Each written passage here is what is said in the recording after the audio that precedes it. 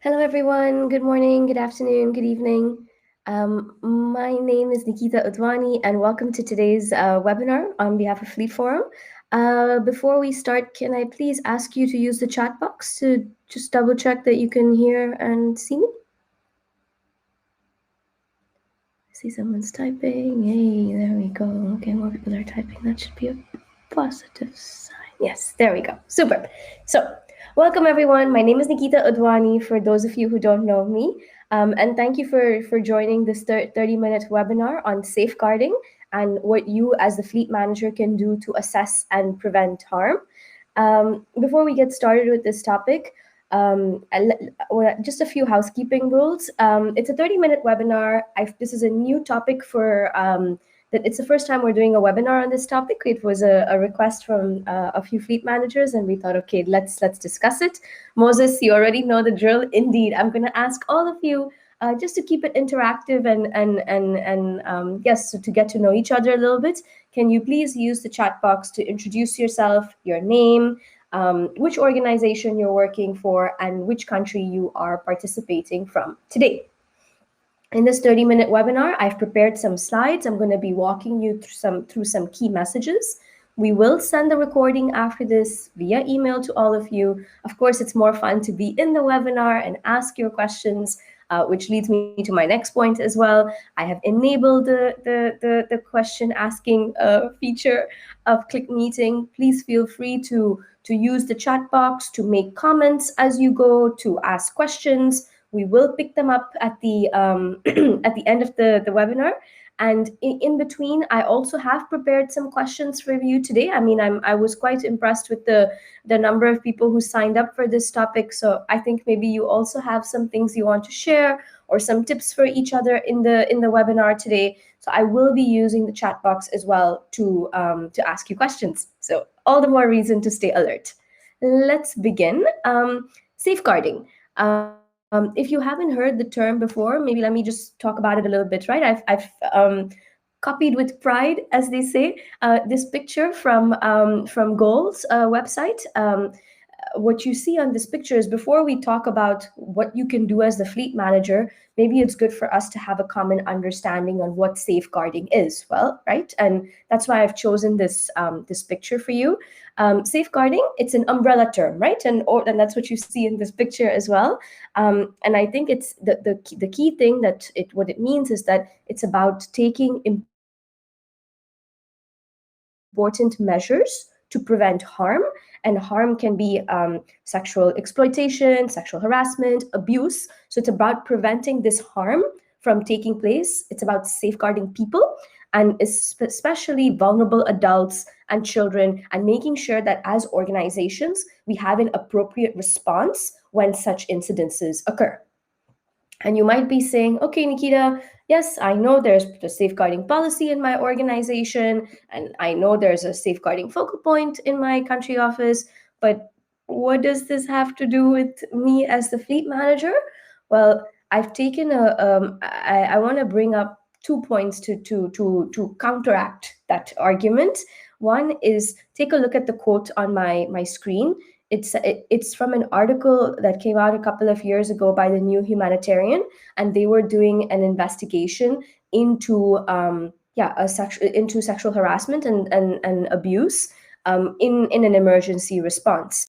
And the quote that I'm putting on my screen is what the drivers explained to independently to the investigators. And so what I want to share with you is that even though we as the fleet manager are not directly responsible for the reporting of the incident, that's why we have experts, right? And we have a policy and we have a safeguarding focal point. As the fleet manager, we oversee our drivers, and our drivers are the eyes and ears of the organization. And so they might often be exposed to potential incidences of harm.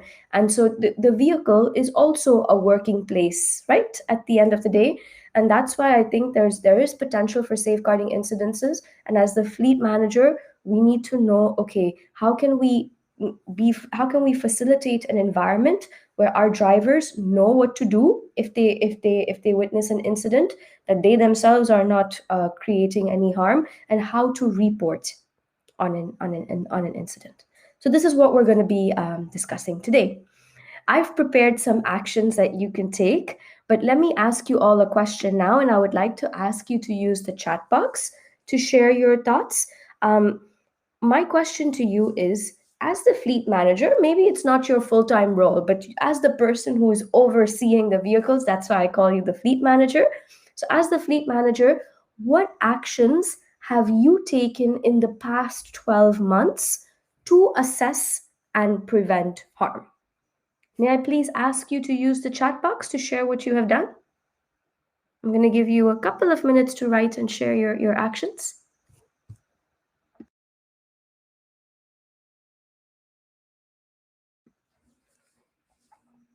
I see some typing is going on. That's great.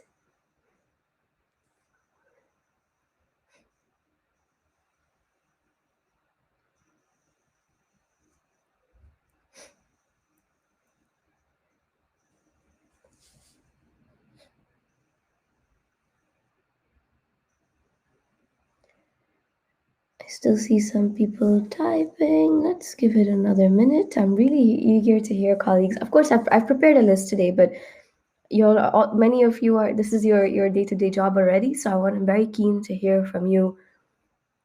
What actions have you taken in the past 12 months? Okay, Tatak, you say I ensured that the team members participated in the safeguarding training. Okay, let people know about this session, and hopefully some are here. Hi, Sarah. Thank you. We even have an expert, a safeguarding expert on this. Oh, Sarah, even more reason. If there's anything you disagree with what I'm saying today, I'm really keen to hear if you have any comments. So please feel free to pop them in the chat box. But thank you for joining. Good stuff. Let me see. I see some more colleagues typing as well. Let's give it a... Care Syria provided training in different fields. Okay, sorry if you hear me a little bit rusty today. I'm a bit under the flu, but and yes, let me see. Organized a training, training to drivers and transport in the local language. That's one more thing. Okay, we developed a format, always ready to be read and signed. Okay, more training, regular discussion with the driver, quick refresh, sensitization, defensive driver training. Okay, so good stuff, right? So training seems to be a key word in this. So now I'm going to present you with some actions, right? And now this is a time for you maybe to take a piece of paper and do a little bit of a check for yourself. Am I doing this or am I not doing this? Yeah. So let's take a look. What can you do as the fleet manager, right? So I've prepared 5 things for you today. First of all, let's start with the recruitment. Our advice to you is to work with the safeguarding focal point in your country office, like the Sarah, but in the country office, and ask them what questions could you already put from in your recruitment process for drivers, to make sure that you can test through questions, through references, that the people that you are onboarding in the organization, that they understand that this is a key part of the behaviors that you are expecting them to demonstrate, right? So recruitment is a key thing. A second thing is now in the induction or onboarding, depending on how you call it in English, but it's that first stage, right? When we've selected a candidate, they're going to be part of our team, driver's going to be joining the organization. How can we make sure he or she is aware of this and knows what to do in case they how can they prevent, but also what can they do if they witness a harmful situation. So in already from the beginning, when you appoint the driver, our advice is to make sure that you have safeguarding as a topic in your induction, in your onboarding. That's the second thing.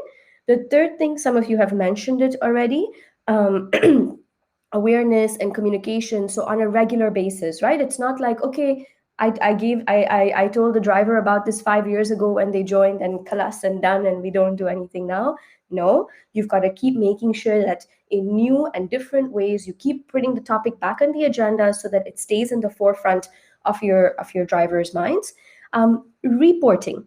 making sure that you are aware, you know the safeguarding policy of your organization, you know the reporting mechanisms, so that if ever your drivers approach you and say, hey, this happened, that you already know to say, okay, thank you for letting me know, and let's first step is to use these channels, right? And that you report.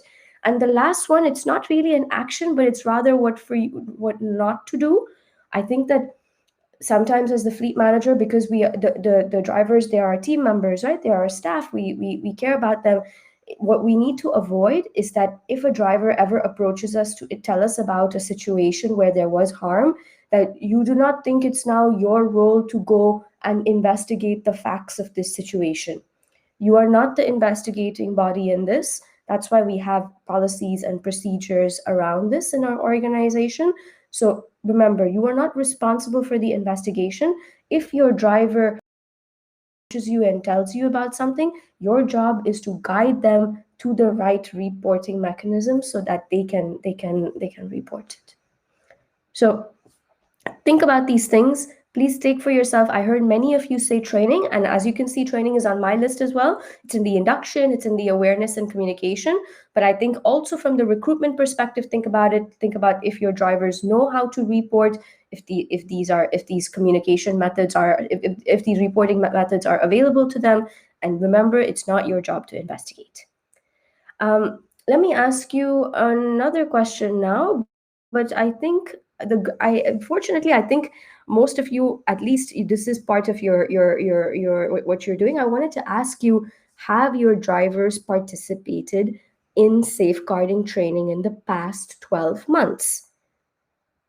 And at least from previous answers that I saw colleagues write, I see yes, yes, yes, lots of yeses. Okay. So I'm really glad to hear you say this. The reason why I put this on the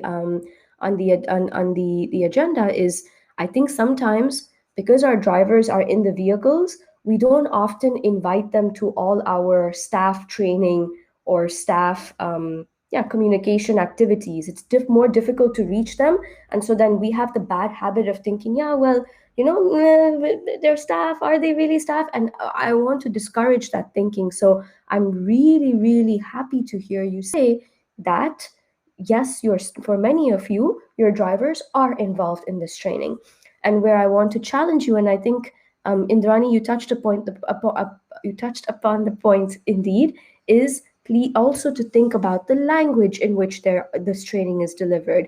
If we are serious about making sure that our drivers know how important of a topic this is and that they have the capability to act according to the principles of the organization, then we need to make sure that they have the messages we have passed, that they understood it correctly. And given the sensitivity of this topic, it's important as well to make sure that this is done in the language that the driver understands. One more thing I want to bring up with you as well, Saidu, you mentioned, and it connects to your topic where you say, okay, we raise awareness on safeguarding for all staff on the first Monday of every month. Indeed. So I think it's one thing to give an online training saying, or to ask people to sign, do you agree this is our policy, right? It's another thing to, I'm so sorry. It's another thing to think about, are we really knowing what a complex topic this is and how sensitive is it? Are we really doing just tick in the box training, or are we doing real learning? And so what we would encourage you is to talk together with your safeguarding focal point to really have design a training that's in the local language for your drivers, one.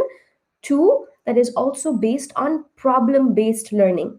What I mean about that is that drivers, because they are the eyes and ears of the organization, they're spending time in the vehicle throughout the day, they will encounter some pretty unique situations, right? So work together with your safeguarding focal point to see also how you can design a training that's based on problems or scenarios where you can really sit and discuss with your drivers. Let's imagine this happens to us. What are we going to do? How would you deal with this? And so the two scenario, you're seeing them on my screen, Mr. Sanjit, local driver, also Mr. Wood, the director. Paniro is a fake organization, colleagues, but I've actually taken this from one of the training materials of our member organizations. These are some very real circumstances, and they built their trainings on potential like reports that they received as well. So it's important that you really think about the trainings that we are giving to our drivers. Are they really delivering the right message, and is it really creating an environment where we can help people understand, instead of just telling them, okay, press next, and people are not really absorbing what it means to prevent harm. Another thing I want to mention to you in relation to transport, it's about safeguarding children. What I want to share with you over here is that you need to think about the fact that some organizations, and children it's a vulnerable target, a vulnerable group, right? So we need to also make sure, from a safeguarding perspective, how do we prevent harm here? I've spoken to some of our member organizations to understand what are their policies around this, particularly around with safeguarding experts. The 2 points that I hear appearing over and over, and I'm curious to hear from y'all if y'all have the same thing, is that in general, I hear from our safeguarding colleagues that as much as possible, they discourage transport of children. Now, of course, if this is absolutely critical to your programmatic activities, then what they do is to make sure that you have a consent form in place. So this is not directly your responsibility, but keep in mind, as the fleet manager, you are facilitating transport. So if children are being transported, this needs to be on your radar as well, right? So check with your safeguarding expert in your organization. What is the procedure around this? What I've at least heard is, one, consent form, and two, that there is a ratio of like one guardian to, for example, 3 children or 2 children or 4 children. It may vary per your organization, but yes, to keep in mind that for every 3 children, there needs to be 1 guardian while the children are being transported. So if this is not something that's on your radar already, and you are providing transport for programs in your organization where children are being transported, and I would really encourage you to have a discussion with your safeguarding expert. Look at what the policy is in your organization and make sure that you are being compliant with this as well. One more topic I would like to cover with you, actually no, 2 more, sorry, my apologies. 2 more topics before we open up the floor for questions. Safeguarding your female drivers and fleet managers. What I want to share with you with this is that if this is not your first webinar with Fleet Forum, then you also know that we actively support and promote an inclusive work environment. Logistics and fleet management in particular is a very male-dominated sector. So you might have seen from our Fleet Manager of the Year, from our driver recognition program, from our trainings, we really try to encourage organizations to hire a more diverse workforce, which includes having more female drivers and fleet managers in your teams. Now, of course, having more females in your team is one thing, but what you also need to take into consideration is that it's one thing to have women in your team, but also in some cultures, like women being alone in a group of men, it's either like a real risk, or at least like for gossip to be circulated, especially like when the woman is in a relatively powerless position like a driver, right? So what I want to share with you over here is that what I want to give you some tips that you as the fleet manager can make sure that you are safeguarding your female drivers and fleet staff, which is, remember, throughout your messages to your drivers, to your teams, constantly communicate the organization's commitment to gender equality. There we go. Yeah, I see, right? You've said 2 female drivers joined my team. Great. And I'm really happy that you're doing this. Where I want to encourage us to think one step further is, okay, we brought women into our team. Fantastic. How are we going to facilitate an environment that retains women, that protects women, that prevents harm for these women? And that's where I'm saying, communicate your organization's commitment, maybe have a buddy system for new hires as well. Organize, many of you mentioned this already, anti-discrimination or unconscious bias training. Have check-ins with your staff members at the start, to make sure that So you can hear from them, how are they describing the environment, both for women but also for men that you bring in, to make sure that they are not if it's a new male that's joining the team where there's already a female, that they are not bringing in behaviors that are discriminatory towards your female staff. So establish a system of regular check-ins with your new hires. Provide training to all your male and female staff on what sexual harassment is, how to prevent it, how to respond to it. And last but not least, lead by example, meaning you should not be encouraging society norms where women are being discriminated. So, for example, when somebody is making maybe a very bad joke in your team, if you are sitting there quietly or even laughing, worse, you are not promoting an environment where maybe your female colleagues will feel safe, right? So please take this into consideration. Um, and then a point that I saw, I can't remember the name of our colleague, but somebody mentioned earlier, we are providing training to our rental company. This is the point I also wanted to discuss with you, which is about safeguarding with our third-party fleet vendors. By third party, I mean like the taxi company that you're using or the rental company that you're using. I think in this sector, we often think, okay, if I'm renting, it's not my, oh, we had a crash, but it was a rental vehicle. So, and that's not the case. And it's the same with safeguarding. If we use taxi companies, if you use rental companies, no problem. But that doesn't mean that we have outsourced our duty of care as well. So I have 4 tips for you on this one. One, already when tendering for these services, ask questions in the interview, in the screening process, so that you understand how that organization that you are potentially going to partner with, how are they preventing harm. Secondly, when drafting new contracts, work together with your safeguarding focal points to make sure you have the right clauses in the contract. Thirdly, make sure you organize the same trainings that you're organizing for your staff, that you work together with your third party vendor, either to organize it for them or at least to make sure that they are organizing it for their staff, right? So it's not about where, and indeed, like Indrani's pointing out, it's also not the thing you do, oh, we onboarded, we worked with the company, we gave them that training 5 years ago, but this is something that needs to be repeated. Maybe they have new drivers working for them, and even if they don't, it's still, if you don't keep repeating the message, it will be forgotten and not seen as something important to your organization. And the last thing I want to mention is that in the event there is a safeguarding incident where maybe your contractor is involved, you need to see what the procedures are of your organization. Maybe your country director decides that the service needs to be suspended while the incident is being investigated.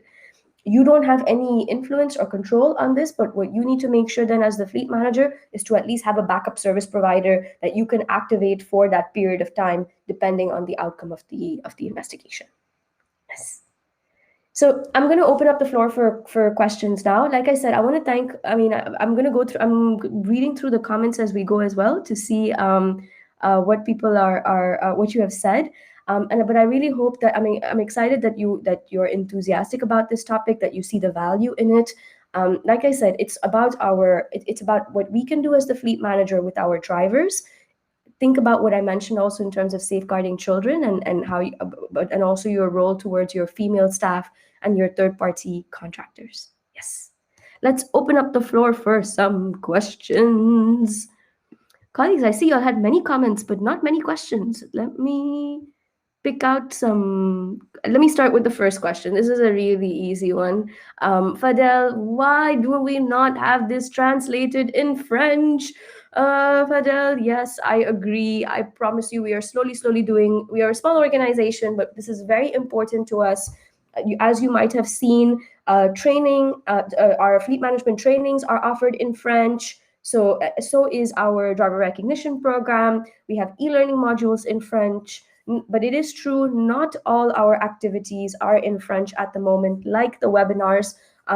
We are in the process of seeing how can we do maybe live translation or subtitling afterwards.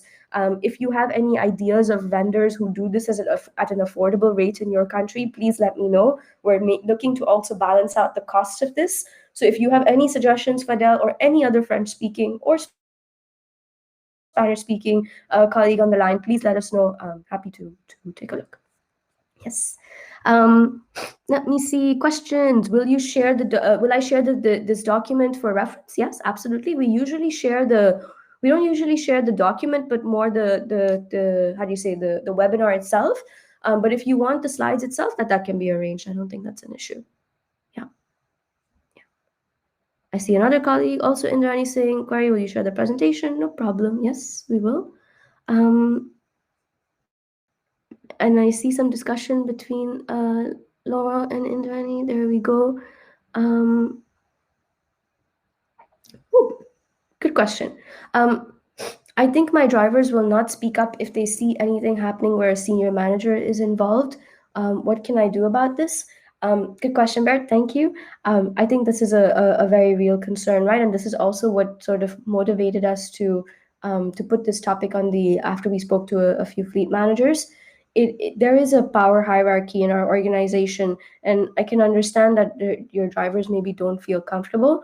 I think that what you have to do is, your role is to at least remind the driver about how harmful this situation is, what the potential, how harmful and how serious the situation is, and to remind them as well that independent, anonymous reporting mechanisms have been put into place in your organization. So I think that's the key thing you need to do, is to keep reminding the drivers that these are anonymous channels, that they should use them to report them. And like I said earlier, to lead by example as well, right? So you also have to show them that you are making the right choices, and that you're leading by example through your own behaviors. Yes. I see Sarah has let me add, I see some good questions. Let me add some, 1 second.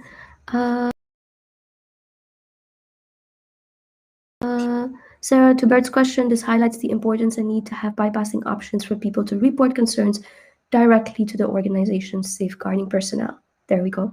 So indeed, I think, I don't know the safeguarding procedure of each organization, but I do think that we are getting more, given the fact that there has been some very damning investigations that have showed that as a sector that we are not behaving maturely, right? I think in the last few years, I at least see that more and more as organizations, we are taking more seriously our whistleblowing practices, our safeguarding reporting mechanisms, and so I think that we have to speak up and feel that level of comfort, right? So maybe make sure you repeat to your driver that this is anonymous, to explain the procedure. Yes, that would be my advice. I see. So do we have a standard SOP covering all the safeguarding cases? I'll also, as Fleet Forum, do we have a standard SOP? No, but I think you need to look, at least in my experience, these things tend to be very organized. Like, it's not only about fleet, right? It's safeguarding is an overarching issue.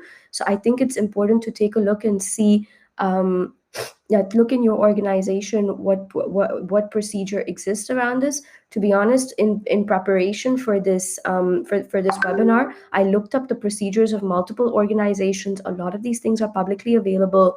Maybe not the email address to with the names of people to report, but for the most part, what is available, I think you need to look and take a look at the procedure of your organization and use this webinar today. If you miss certain topics in your procedure, maybe you could go back to your safeguarding focal point and say, hey, I attended this webinar, I missed some things, here's here's what we need to consider. Yeah. Rogelio, you said, will there be a session like this that drivers instead of managers can attend to? To be honest, I hadn't considered it. If you look at Fleet Forum, many of the webinars that we do is more for like our fleet manager audience, right? Like yourself, right, Rogelio? But what we can do at least is, let me give it a think. And I mean, this is where you're always free to share ideas, right? And I appreciate that you take the time to share this. We will give it a think and come back to you. Yes. Yes. Let me see.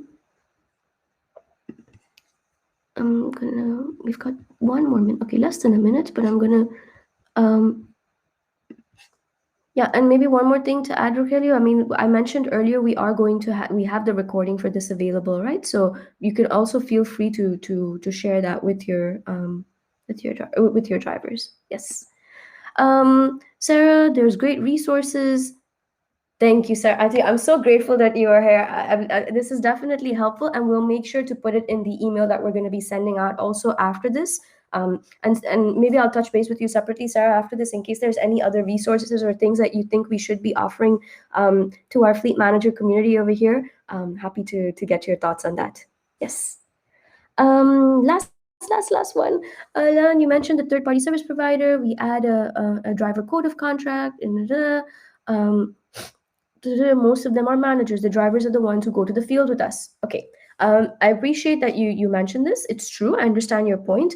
I think what we need to take into consideration here is that have a chat with your third party service provider. Look at your contracts as well. I've seen other organizations that tell their service provider, okay, are you open to us offering the training to your driver? Shall we co-facilitate it? And if the service provider says, no, that's not what I want to do, then at least as the client, you can ask them for proof of how are we going to how do you say how can you show to me that you are training your staff and that you are taking this topic seriously? I've provided you with the materials. I've invited you to the trainings. Now I'd like you to show me how are you actually taking this message and passing it in your respective company. So that's maybe something for you to think about. Colleagues, thank you so much for your active participation in this webinar today. I really appreciated it. I also learned some of the things that you've mentioned. Next week, we have a webinar. This is also with more focus on drivers, and it's about tips and tricks on how to become a better driver. And it's going to be offered by our Fleet Forum member, PK Trucks. So those of you who did say today, are you going to offer this as to my drivers? Please feel free to invite your drivers into this session as well. And like I said, you will get the webinar recording. This time we'll add the slides as well, and we'll add in any helpful resources that have been suggested to us today. Thank you all today. I appreciate your time. Have a great day. Bye-bye.